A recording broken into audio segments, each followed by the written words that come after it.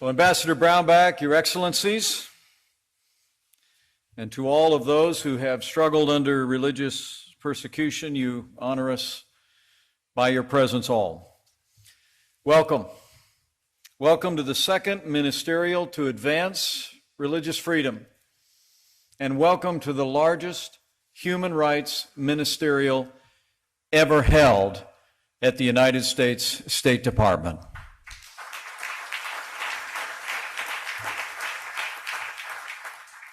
We gather today as people who believe in freedom of religion and also the power of faith.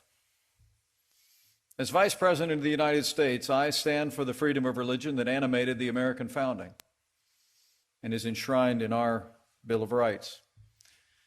But this is a special day for me as well because on a personal level, my faith in Jesus Christ has brought meaning and purpose to me and my family every day of my life. So I'm honored by your presence, and I'm especially honored to address you today as Vice President to an American president who has been a great champion of religious freedom at home and abroad. So allow me to begin by bringing greetings and welcome on behalf of the 45th President of the United States of America, President Donald Trump.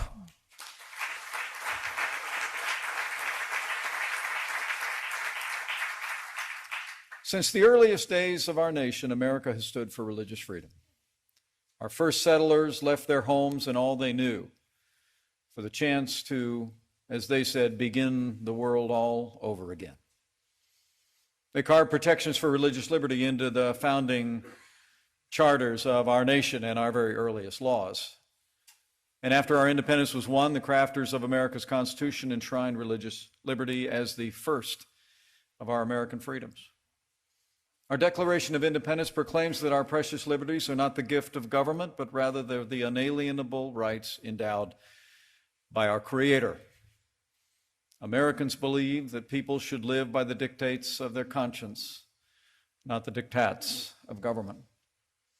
We're proud that our long tradition of inspiring other nations to embrace religious freedom and respect for human rights has ushered in important improvements in the lives of people all over the world. And I want to take this opportunity to thank the distinguished representatives of the 106 countries who have chosen to be here today to join us in taking a strong stand in defense of religious freedom. Free minds build free markets. And wherever religious liberty is allowed to take root, it is prosperity and peace that ultimately flourish as well. As we tell even our closest allies, those who reject religious freedom are more likely to breed radicalism and resentment. It can sow the seeds of violence, and it can too often cross borders. And those who deny religious freedom to their own people often have few qualms denying those rights to others. That's why under President Trump's leadership, this administration has taken decisive action to defend our first freedom at home and abroad. The President made a bold statement in support of religious liberty when he appointed a friend and a lifelong champion of our first freedom as our ambassador at large for international religious freedom. And that man has now traveled the world, and his good work is evidenced in the historic turnout today. Would you all join me in recognizing and thanking Ambassador Sam Brownback for his work on behalf of religious liberty around the world. Thank you, Sam.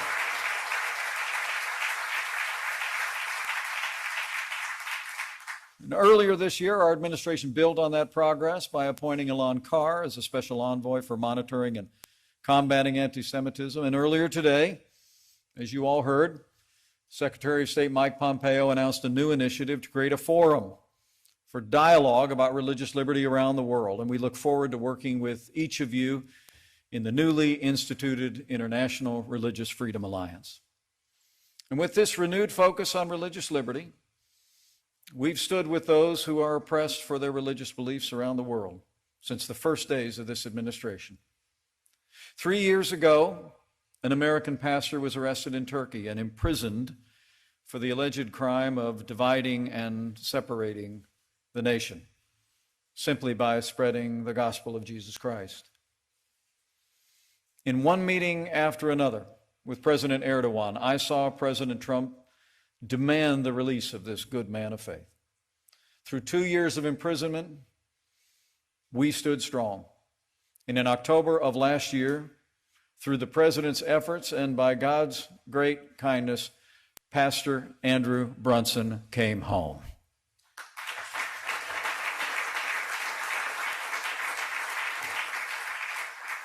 Pastor Brunson's story of perseverance in the face of incredible hardship was an inspiration to people across our country and believers around the world.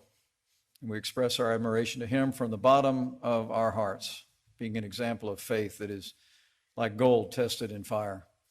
I understand he is with us today. He is my friend. So let me just say, Pastor Brunson, welcome home.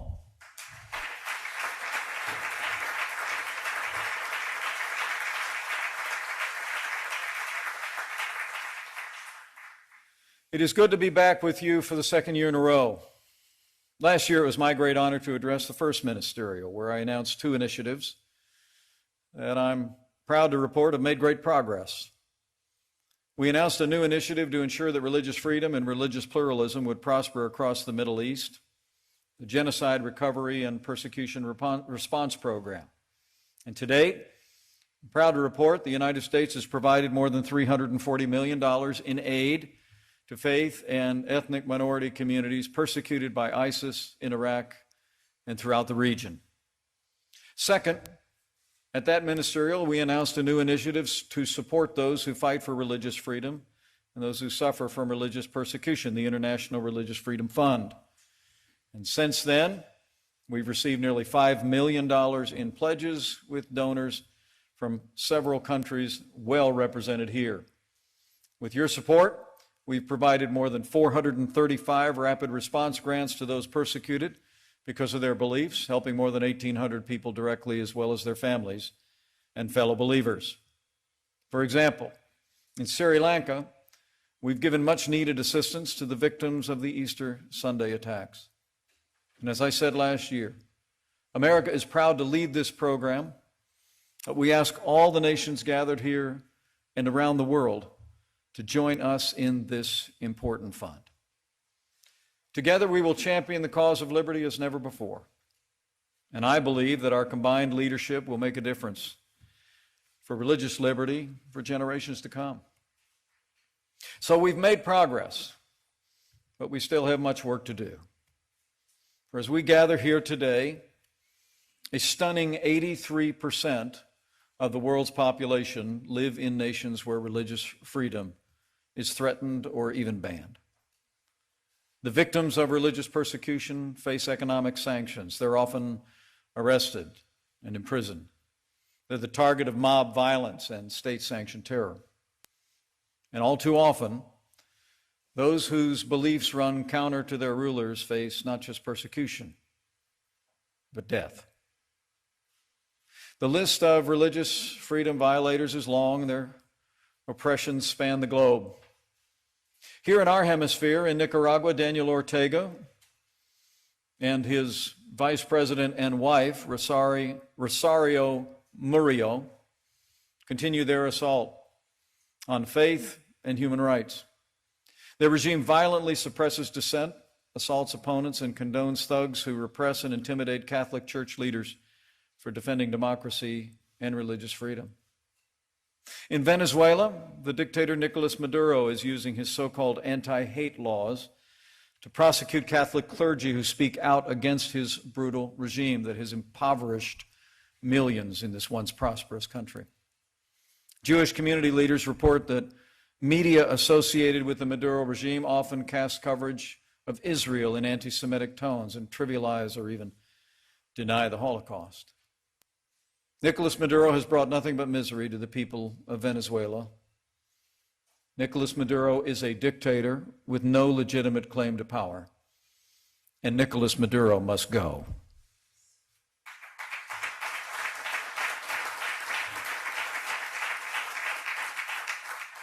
At President Trump's direction, the United States was proud to be the first nation on earth to recognize interim President Juan Guaido as the legitimate president of Venezuela, and since then, We're grateful that more than 50 nations have joined us in this cause, including Greece just last week, which became the 55th nation to recognize interim President Juan Guaido.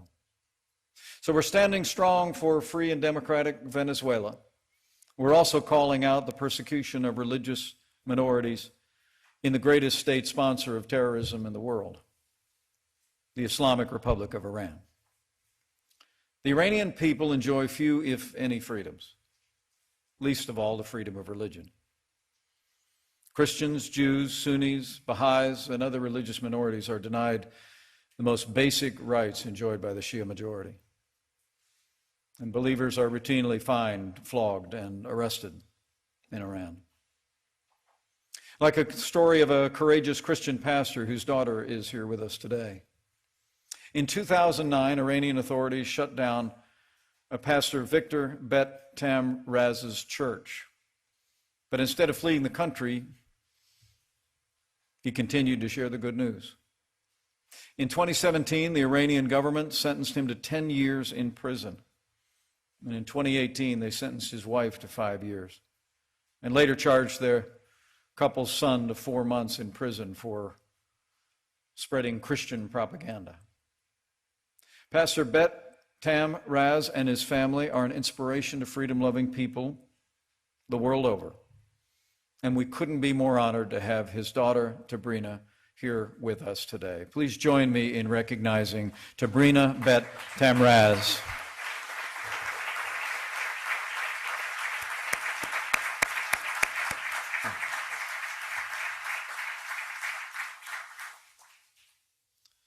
Of course, Iran's leaders aren't content to persecute only their own people. They routinely export violence and terrorism throughout the region, including to their neighbors in Iraq. To this day, Iranian-backed militias extort and terrorize the people of the Nineveh Plain, which is still recovering from the days of ISIS' brutal reign. Now, let me be clear. The United States will not stand idly by while Iranian-backed militias spread terror. And today, I'm announcing that the United States has placed sanctions on 2 leaders of Iranian-backed militias for all they've done. We will hold them accountable.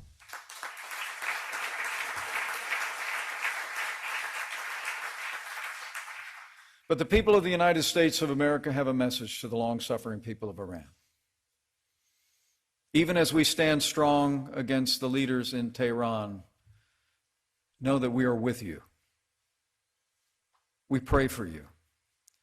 And we urge you to press on with courage in the cause of freedom and a peaceful and prosperous future for your people.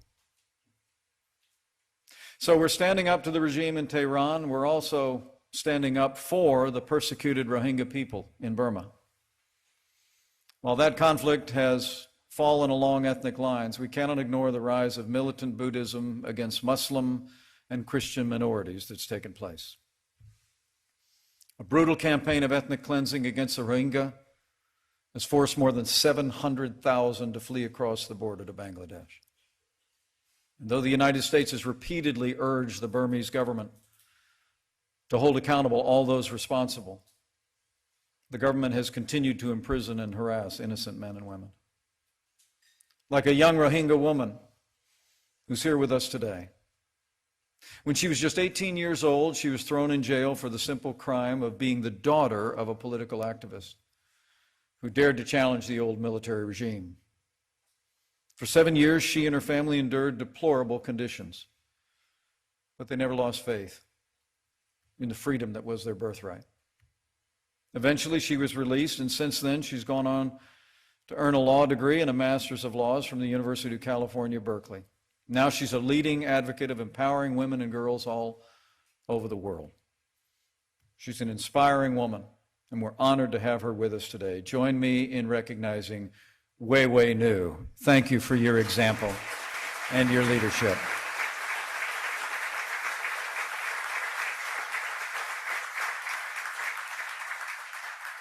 The United States has urged the Burmese government to hold accountable those responsible and make it clear that these mass atrocities must never happen again. But so far, our words of admonition have seemed to fall on deaf ears. And that's why this week, the United States of America placed visa sanctions on Burma's top two military leaders, the commander-in-chief and his deputy, as well as two commanders of light infantry brigades. We will hold them accountable.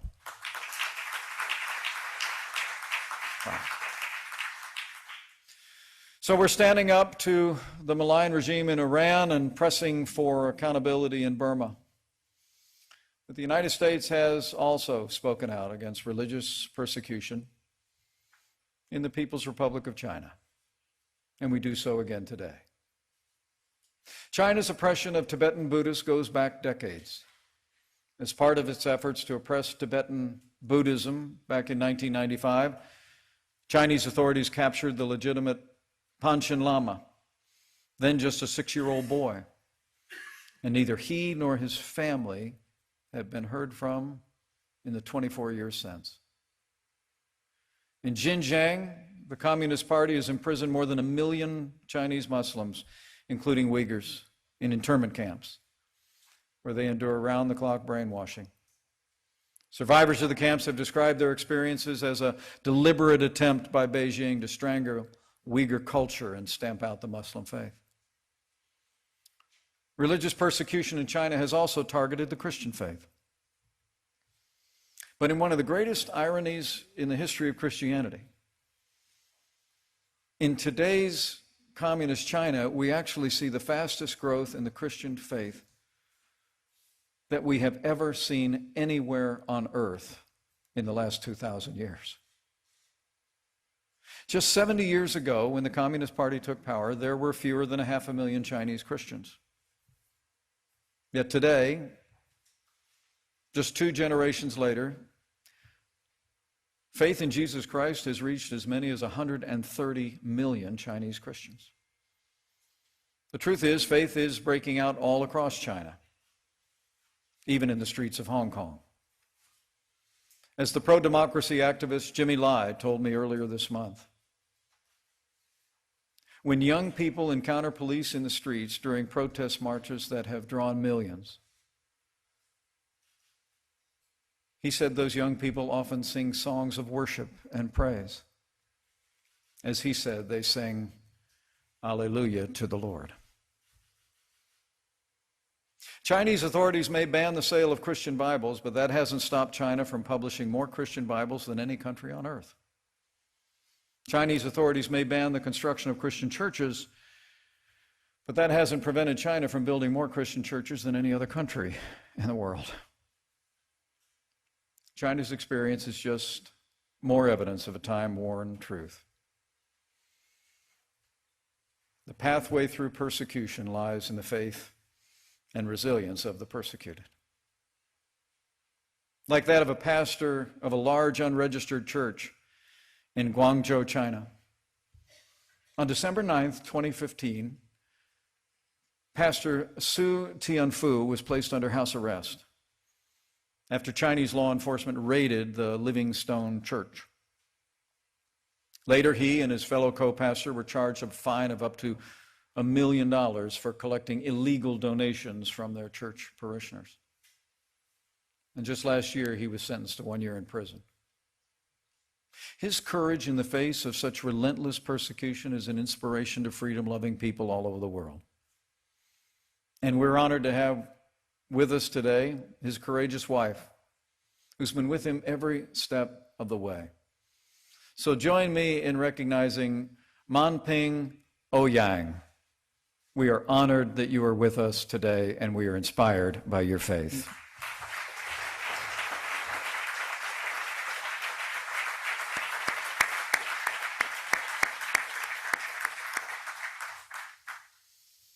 The United States is engaged in ongoing negotiations and discussions over our trading relationship with China, and those will continue. But whatever comes of our negotiations with Beijing, you can be assured the American people will stand in solidarity with the people of all faiths in the People's Republic of China. And we will pray for the day that they can live out their faith freely. without fear of persecution. But for all the challenges that believers face in China, the treatment of people of faith in North Korea is much worse. As the United Nations Commission on Human Rights reported, and I quote, "The violations of human rights in the DPRK constitute crimes against humanity, the gravity, scale, and nature of which has no parallel in the contemporary world." Open Doors has identified North Korea as the world's worst persecutor of Christians for the past 18 years. The North Korean regime formally demands that its officials act to, in their words, wipe out the seed of Christian reactionaries. And possession of a Bible is a capital offense. So you can be confident. As President Trump continues to pursue the denuclearization of North Korea and a lasting peace, the United States will continue to stand for the freedom of religion of all people of all faiths on the Korean Peninsula.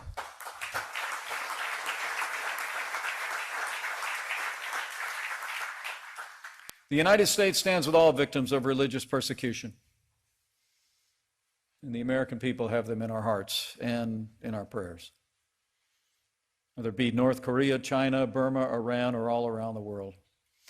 But today I'd like to draw your attention to 4 men who have faced down enormous pressure to stay true to their faith, and whose release, even now, after long captivity, would help restore the reputation of the countries that have detained them.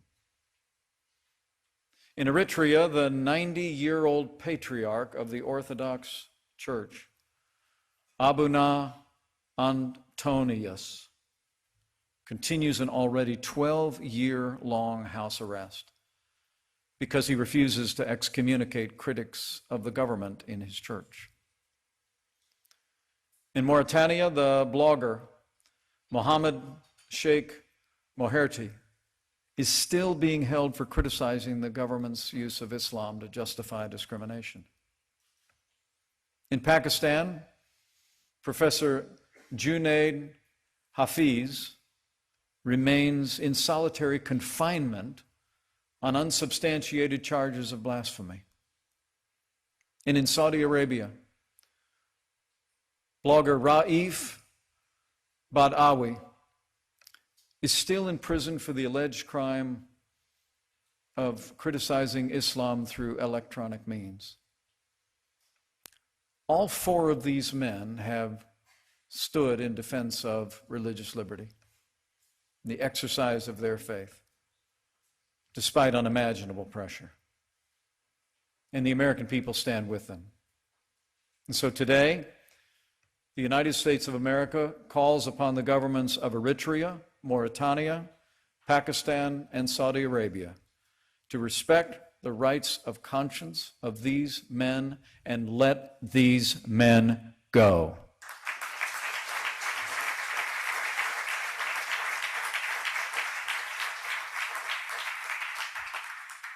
While religious freedom is always in danger in authoritarian regimes, threats to religious minorities, sadly, are not confined to autocracies or dictatorships. The truth is they can and do arise in free societies as well, not from government persecution, but from prejudice. In Europe, where religious freedom was born as a principle and is enshrined in law, anti-Semitism is on the rise. In France and Germany, things have gotten so bad that Jewish religious leaders have warned their followers not to wear kippahs in public for fear that they could be violently attacked. And attacks on Jews, even on aged Holocaust survivors, are growing at an alarming rate. Regrettably, the world's oldest hatred has even found a voice in the halls of our United States Congress. So let me say clearly, anti-Semitism is not just wrong, it's evil. And anti-Semitism must be confronted and denounced wherever and whenever it arises, and it must be universally condemned.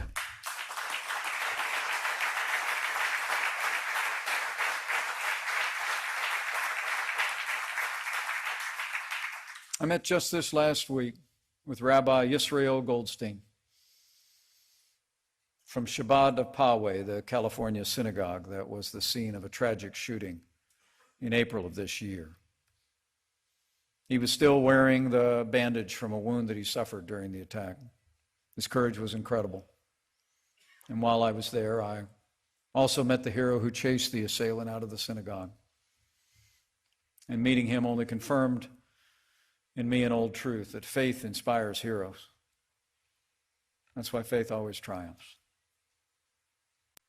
But to all the victims of persecution who are here with us today, know this: the American people are with you.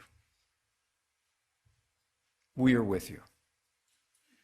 The people of the United States are inspired by your testimony and by your strength. And it steels our resolve to stand for religious liberty in the years ahead. The American people will always cherish religious freedom, and we will always stand with people across the world who take a stand for their faith. We've gathered here 106 nations strong because we believe in the freedom of conscience, the right of all people to live out their lives according to their deeply held religious beliefs. We're here today because we are and will forever remain dedicated to the principle that we are endowed by our Creator with certain inalienable rights. And among them are life and liberty and the pursuit of happiness.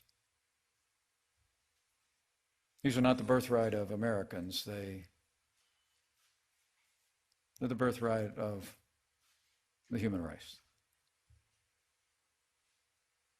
And I promise you, under this president, we'll always respect the sovereignty and diverse cultures of every nation in the world.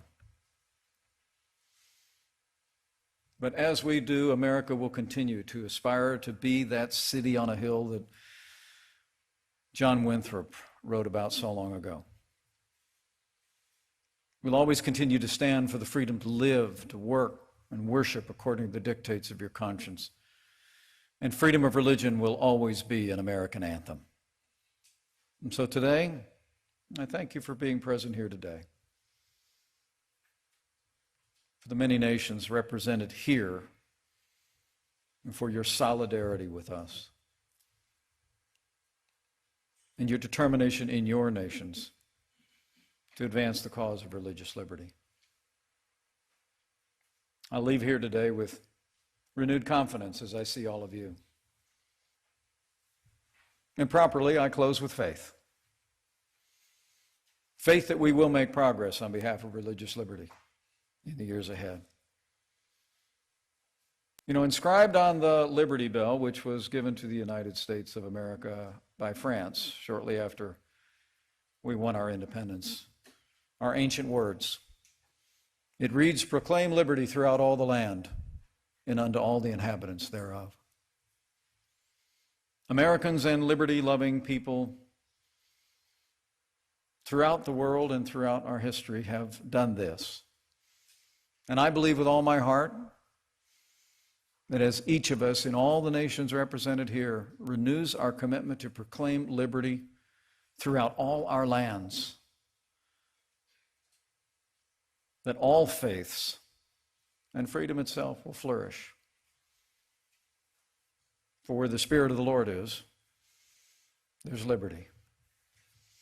So thank you all. Thank you for your stand.